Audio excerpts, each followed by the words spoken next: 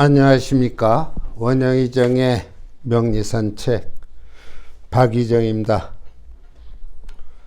지난번 정제편제를 말씀드렸고요. 오늘은 이어서 정관에 대한 말씀을 드리고자 합니다. 역시 그 바를 정자가 앞에 놓이는 경우는 긍정적인 의미가 많습니다. 편자가 붙으면, 다시 말해서 치우친다는 편자가 붙으면 부정적인 요인이 많지요. 자, 이 정관, 우리가 이 관이라고 하는 것은 법이라는 뜻도 됩니다. 다시 말하면 우리를 관리한다고도 볼 수 있어요. 그 사주 속에 정관이 있다면 그 일간의 모든 언행을 관리한다. 그런 의미를 가지고 있는 것이죠. 그래서 이 정관이라고 하는 것은 사주가 신강하든 신약하든 정관은 필요하다고 보겠습니다. 왜냐하면 이런 어떤 법, 관리자가 없다면 우리 인간은 어떠한 틀을 벗어나서 제 멋대로 살아가는 그런 양상을 띠기 쉽기 때문입니다. 이 정관은 일간과 음양의 균형을 이루고 있습니다. 그리고 이 정관이 남성에게는 어떤 직장, 명예, 자녀가 됩니다. 중요하죠. 여성에게는 남편이 됩니다. 물론 현대사회에서는 직장이 되고 명예가 됩니다. 요즘 남녀 간에 직업적인 차별이 있다면 그것은 잘못된 현상이죠. 남성과 여성의 직업상 능력의 차이는 없다고 봐야 합니다. 물론 예전부터 그러한 어떤 인습이 있어서 차별화한다면 그것은 구시대의 병폐라고 볼 수 있겠죠. 요즘 여성분들이 군인으로서 적과 싸우기도 하고 또한 판검사가 되어서 어떤 범법 행위들을 제재하기도 하고 의사가 되어서 환자들을 치료하기도 합니다. 다시 말해서 과거에는 남자들의 영역이었던 그러한 곳에 여성들도 대등하게 진출해서 활동을 하고 있다는 것이죠. 자, 이 정관은 남녀를 가리지 않고 어떤 사회생활을 할 때 질서, 책임, 도덕, 윤리 또는 어떤 명예 등을 의미한다고 볼 수 있고, 그러한 정관의 성격을 지닌 것이 국가기관으로서는 관공서가 될 것입니다. 또한 이 정관은 어떤 기관으로부터, 다시 말한 국가기관으로부터 인정하는 공문서나 각종 문서, 자격증, 그러한 것들도 되는 것이죠. 이 정관은 사회적인 질서와 예의를 존중한다. 명예를 소중히 여기고 준법 생활을 하게 합니다. 이 정관, 평관은 일간을 극하지요.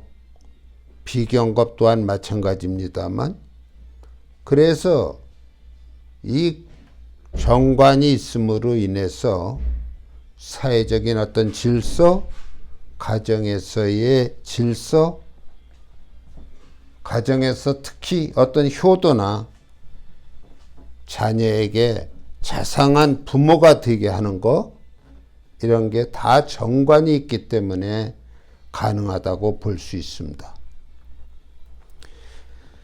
어찌 보면 이 정관은 재물보다는 명예를 소중히 여깁니다. 편법을 싫어합니다. 원칙만을 고수합니다. 그러다 보니까 인간으로서 다소 딱딱한 인상을 주기 쉽습니다. 자존심 강하죠. 그러나 명랑하고 대범한 인품적 소양을 갖고 있기 때문에 존경을 받습니다. 신용을 중시합니다. 그러니 무책임한 행동을 하는 다른 사람들을 용납하기 힘들겠죠. 명예에 너무 치는 그런 경향도 있습니다만 나쁠 것 없습니다. 우리 사회가 보다 공정하고 바른 사회가 되자면 이런 정관 성향의 삶을 사는 사람들이 많아야 된다고 생각을 합니다. 이러한 정관도 단점이 있지요. 너무 세밀한 계획으로 인해서 자칫하면 실행력이 떨어지기가 쉽고요. 겉으로는 소탈해 보이기도 하는데 융통성이 없다는 소리도 듣습니다. 가정에서의 이 정관, 여성에게는 남편이 되니까요. 정관에 대한 평가는 어찌 보면 극과 극일 수도 있어요. 건실성 하나만 보면은 참 좋은 남편이지요. 상급에 속하는 남편이라고 할 수 있습니다. 그런데 아기자기한 맛이 없어요. 집에만 들어오면 말이 없고 무뚝뚝한 그러한 자세를 보입니다. 사실 결혼 전에 이런 정관 성향의 남성을 만나면 재미없을 거예요. 그러나 그의 성실성이나 책임감을 염두에 두고 사귄다면 좋은 남편이 될 수 있습니다.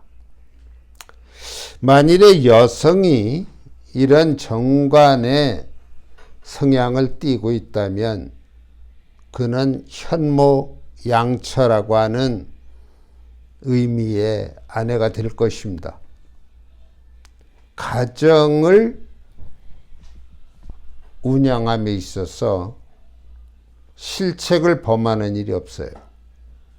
그러니 남편이 아내를 믿고 밖에서의 활동을 얼마든지 할 수 있는 것입니다. 이 사회를 살아가자면 법이 있죠.